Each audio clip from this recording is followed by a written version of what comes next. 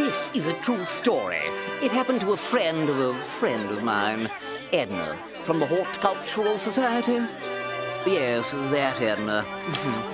Poor Edna.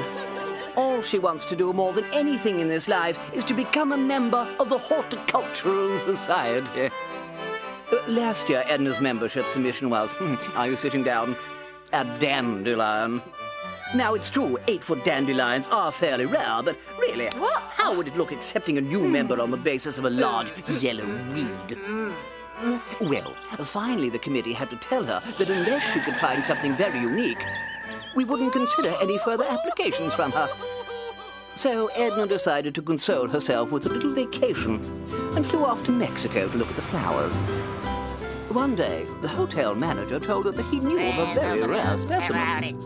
If the Senora was up for a challenge and didn't mind a burro ride, he would take her to this very rare plant. Unfortunately, she danced right on the manager's little chihuahua. Poor Edna. Well, the next day they arrived at the dusty, windswept plateau above the clouds. There was nothing there except a grizzled little cactus with tiny red speckles. The hotel manager pointed proudly to his discovery. Edna just stared at the cactus and was very disappointed.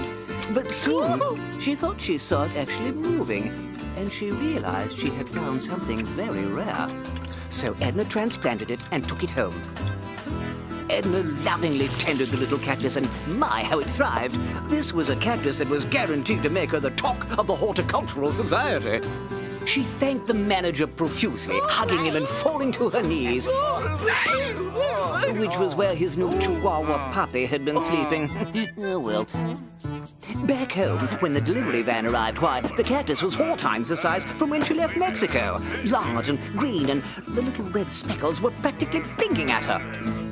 Edna called the president of the Horticultural Society and insisted that the new members committee come to her house for a big surprise.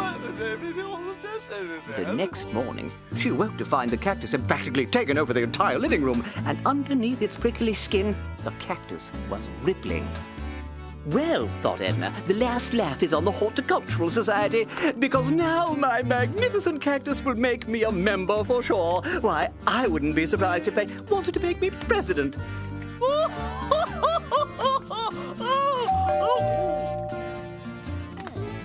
There was the entire membership committee, dressed in hats and pearls.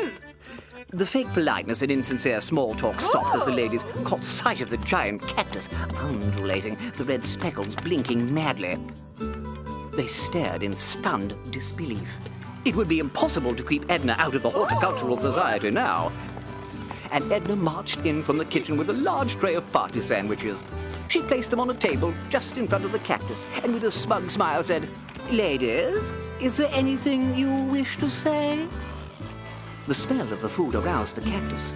Before any of the ladies could yell, "Look out!" one of the cactus's arms reached out and grabbed Edna. And as the entire membership committee of the Horticultural Society watched in horror, the cactus burst wide open, and from its innards spew forth thousands of long, wiggly, squirmy snakes, all with blinking red eyes. This is a true story. It happened to a friend of mine. Poor Edna.